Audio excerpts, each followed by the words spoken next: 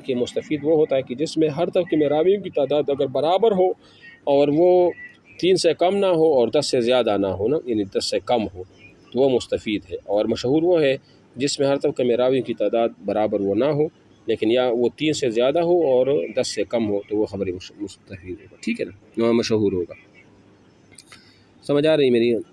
مصنف اور سنن میں فرق ہو۔ مصنف اس کتاب کو کہتے ہیں جس میں احادیث کے ساتھ ساتھ کثرت سے آثار اور فتاوی صحابہ بھی وہ درج ہو، یعنی آثار اور فتاوی مطلب صحابہ کے جو اقوال وہ بھی درج ہو اور اس میں صحابہ کرام کے فتاواجات وغیرہ بھی ہو تو اس کو مصنف کہا جاتا ہے۔ کہ سنن ایسی کتب حدیث کو کہا جاتا ہے جس میں احادیث کو فقہی ابواب کے طرز پر لایا گیا ہو تو اس کو سنن کہا جاتا ہے، ٹھیک ہے۔ تان کیا ہوتا ہے؟ تان تو میں نے اصول حدیث میں بتایا تھا کہ تان کا معنی یہ ہوتا ہے ایک خامی ہوتی ہے ایک راوی کے اندر، ایک عیب ہوتی ہے دین اعتبار سے، اس کو کیا کہا جاتا ہے؟ تان کہا جاتا ہے، ٹھیک ہے نا۔ اور مسند زبر کے ساتھ مسند زیر کے ساتھ میں کیا فرق ہے؟ یہ میں نے مسند زبر کے ساتھ جو ہے نا یا تو اس لیے کہتے ہیں کہ جس کی طرف ایک چیز جو ہے نا وہ منسوب کی جائے کوئی بات ہو، یا مثال کے طور پر مسند اس کتاب کا جس میں صحابہ کی ترتیب سے وہ احادیث لائی گئی ہو تو اس کو مسند وہ بھی کہا جاتا ہے۔ اور مسند صرف احادیثوں کو بیان کرنے والا ہو، کیا ہو؟ احادیثوں کو بیان کرنے والا ہو، اس کو یہ پتہ نہ ہو ان کی حدیثوں کے بارے، حدیث کے بارے میں باقی وہ کچھ بھی نہ جانتا ہو لیکن صرف روایت کرتا ہو، اس کو مسند نون کے کسرے کے ساتھ ہے، ٹھیک ہے۔ یہ ہو گیا۔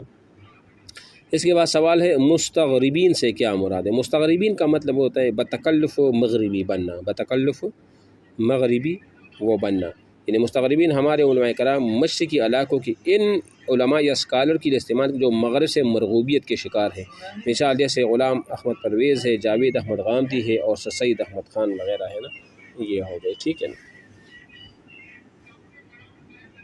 یہ مستشرقین نہیں، یہ مستشرقین الگ ہوتے ہیں، یہ مستغربین ہے۔ مستشرقین وہ ہوتے ہیں یعنی بتکلف مشرقی بننا، یہ وہ لوگ ہوتے ہیں جو انگریز ہوتے ہیں، جو مغرب سے ان کا تعلق ہوتا ہے لیکن وہ قرآن علوم اور احادیث اور فقہ کو وہ سیکھ لیتا ہے اور پھر اسی کو اسلام کے خلاف وہ استعمال بھی کرتا ہے، اس پر تنقید بھی کرتا ہے، اس کو مستشرقین کہا جاتا ہے۔ یہ دو اصطلاحات الگ الگ ہیں۔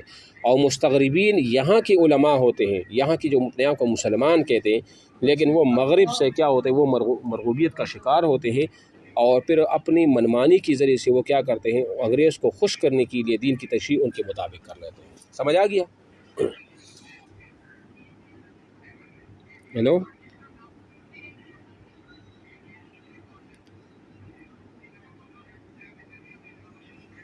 تو میں نے کیا کہا؟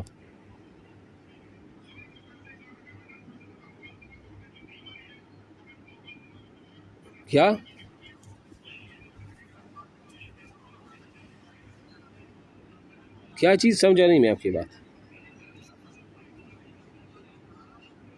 نہیں آپ سوال کریں نا، آپ دیکھو مستغربین کا مطلب یہ ہے، میں بار بار بتا دیتا ہوں، مستغرب کا مطلب یہ ہوتا ہے یہ وہ مشرقی علماء ہوتے ہیں جو مغرب سے متاثر ہوتے ہیں۔ کیا ہوتے ہیں؟ مغرب لوگوں سے متاثر ہوتے ہیں اور کوشش کرتے ہیں کہ اسلام کو ایک ایسی شکل میں پیش کرے، ایک ماڈرن طریقے سے اسلام کو پیش کرے تاکہ جو مغربی تہذیب یا رسوم ان کو بھی جگہ دیا جائے، ان کو بھی جگہ وہ دیا جائے۔ جیسے مثال کے طور پر جاوید احمد غامدی کی افکار ہیں، سر سید احمد خان جو انگریزوں کا وہ پٹھو تھا وہ بھی ایسے تھا، ان کے عقائد بھی آپ دیکھیں، یا غلام احمد پرویز ہے، ایسے جو لوگ ہیں تو یہ کیا؟ یہ مستغربین ہے نا، یعنی بتکلف مغربی بننا، یعنی کوشش کرنا، یہ چاہت ہوتی ہے کہ وہ مغربی افکار اور مغربی رسوم یا ان کی جو عقائد ہیں ان کو جگہ دے دے اسلام کے اندر۔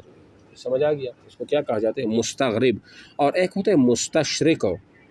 مستشرق کا معنی یہ ہوتا ہے کہ وہ ہوتے ہیں مغرب سے لیکن وہ بتکلف مشرق بننے کی کوشش کرتا ہے، یعنی مستشرقین کا مطلب یہ ہوا کہ ایسے چاہے وہ یہودی ہو چاہے وہ عیسائی ہو، مغرب کا رہنے والا ہو، لیکن وہ اسلامی تفسیر، حدیث، فقہ کا بغور اور تاریخ اور سیرت کا بغور مطالعہ کرے اور پھر انہی مطالعہ کو اسلام کے اگینسٹ یعنی اسلام پر وہ تنقید کے طور پر وہ کیا کرے، آلے کے طور پر وہ استعمال کرے، تو اس کو مستشرقین کہا جاتا ہے۔ سب سے پہلا مستشرق تھا وہ جان آف دمشق تھا۔ کون تھا؟ جان آف دمشق، یہ سب سے پہلا جو ہے نا وہ مستشرق تھا۔ اب پتہ چلا ہے کہ مستغرب کیا ہوتا ہے، مستشرق کیا ہوتا ہے۔ یہ ہو گیا آپ کا مستشرق اور مستغرب۔ اچھا حروف مشبہ بالفعل کتنے ہیں، ان کا عمل کیا ہے؟ حروف مشبہ یہ ہیں انا، کانا، لاکنہ، لیتا، لعل، یہ 5 ہیں، اور یہ اپنے اسم کو نصب دیتا ہے اور اپنے خبر کو رفع دیتا ہے، جیسے ان زیدن قائم، تو زیدن اسم انا اور قائم خبر انا، یہ ہو گیا، ٹھیک ہے۔ اچھا جی، پھر سورہ بقرہ اور سورہ احزاب کی وجہ تسمیہ، تو سورہ بقرہ میں چونکہ بقرہ کا لفظ آیا اور احزاب میں چونکہ سورہ احزاب میں حزب احزاب کا لفظ آیا ہے، لہٰذا یہ تسمیت الکل باسم الجز کی قبیلے سے اس کا یہ نام وہ رکھ دیا گیا ہے، ٹھیک ہے۔ اچھا، پھر اس کے بعد سوال شاہ اللہ محدث دہلوی کی معیشت پر کوئی کتاب، معیشت پڑھنے کی کتاب جو ہے نا وہ مستقل کتاب نہیں ہے، بلکہ حجت اللہ البالغہ یہ ایک کتاب ہے، اس کو اسلامی فلسفہ کے اوپر بھی ایک کتاب کا نام وہ دیا گیا ہے، اسلامی فلسفہ، ٹھیک ہے۔ اس میں رموز اور اسرار وغیرہ وہ بھی بیان کی گئی ہے، ٹھیک ہے، حجت اللہ البالغہ کتاب۔ اچھا، سوال فرض واجب میں فرق، یہ تو میں پہلے ہی بتا دوں، واجب اور فرض میں فرق، تو واجب تو وہ ہوتا ہے جو دلیل ظنی سے ثابت ہو، اور فرض وہ ہوتا ہے اس کا ثبوت دلیل قطعی سے ثابت ہو۔ دوسرا فرق یہ ہے کہ واجب کا ملک کافر نہیں ہوتا کہ فرض کا ملک کافر ہوتا ہے، ٹھیک ہے، یہ ہو گیا۔ سوال خلفاء راشدین میں 2 خلفاء نبی علیہ السلام کے سسر جبکہ 2 خلفاء داماد ہیں، تو خلفاء راشدین کے لیے صرف انہی کا انتخاب کیوں؟ دیکھو، خلفاء راشدین میں سب سے پہلے خلیفہ ابوبکر کا انتخاب صحابہ کرام اجمعین کے اتفاق اور مشورہ سے ہوا۔ نبی علیہ السلام نے اپنی زندگی میں صریح الفاظ کے ساتھ کسی کو اپنا خلیفہ منتخب نہیں کیا تھا، البتہ صحابہ کے سوال پر کہ آپ علیہ السلام نے یہ بھی تانا، یہ بھی ان کے ایک خلیفہ ہونے کی دلیل ہے کہ آپ علیہ السلام نے اپنی زندگی میں ان کو نماز کے لیے آگے وہ کیا، تو تقریباً 17 نمازیں آپ علیہ السلام نے ان کے پیچھے وہ بھی پڑھی تھی، ایک تو یہ ہوا۔ باقی جو دوسرا خلیفہ ہے عمر فاروق، تو اس کو تو بکر صدیق نے خود جو ہے نا خلیفہ منتخب وہ کیا تھا، اور اس پر کسی کو اعتراض بھی نہیں کیا کیونکہ ان کے ساتھ کوئی رشتہ بھی نہیں تھا سوائے دوست کا۔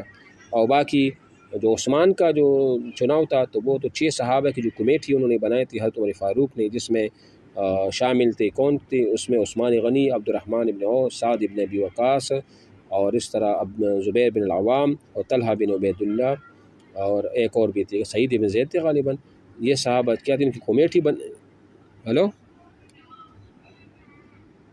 ہاں حضرت علی تھی، ہاں حضرت علی، 6 صحابہ کی کمیٹی جو ہے نا وہ بنائی گئی، ٹھیک ہے۔ اور حضرت علی کا انتخاب تو پھر آپ کو پتہ ہے وہ جس طرح ہوا تھا، انہوں نے تفصیل کے ساتھ وہ بیان کرتی ہے۔ اچھا، پھر اس کے بعد آپ دیکھیں امام بخاری مقلد یا مجتہد، میں نے آپ کو پہلے بھی بولا تھا کہ اس بارے میں اختلافات کافی پایا جاتا ہے، عند البعض وہ شافعی ہیں، ٹھیک ہے، یعنی نواب صدیق حسن خان نے اس کو شافعی کہا ہے، علامہ ابن تیمیہ اور علامہ ابن قیم حضرت نے اس کو بخاری کو حنبلی وہ قرار دیا ہے، اور باقی کی نظیر جو ہے نا امام بخاری وہ مجتہد تھے۔ پھر اس میں اختلاف ہے کہ مجتہد کون سے، مجتہد مطلق تھے، مجتہد فی المذہب تھے، مجتہد فی المسائل تھے، کیا تھے؟ تو بعد میں اس کو یعنی وہ مجتہد جو اپنے امام اور مذہب کے اصول اور ضوابط کو پیش نظر رکھ اجتہاد کرتا ہے تو اس کو مجتہد فی المذہب کہا جاتا ہے، یا مجتہد منتصب بھی نہیں کہ مجتہد فی المذہب جو ہے نا وہ ہوتا ہے، ٹھیک ہے۔ لیکن نیچے انہوں نے اور بھی لکھا، علامہ انور شاہ کشمیری نے جو ہے نا اور مولانا محمد زکریا کاندیلوی نے اس کو مجتہد مطلق ہونے کا قول وہ اختیار وہ فرمایا، ٹھیک ہے، یہ ہو گیا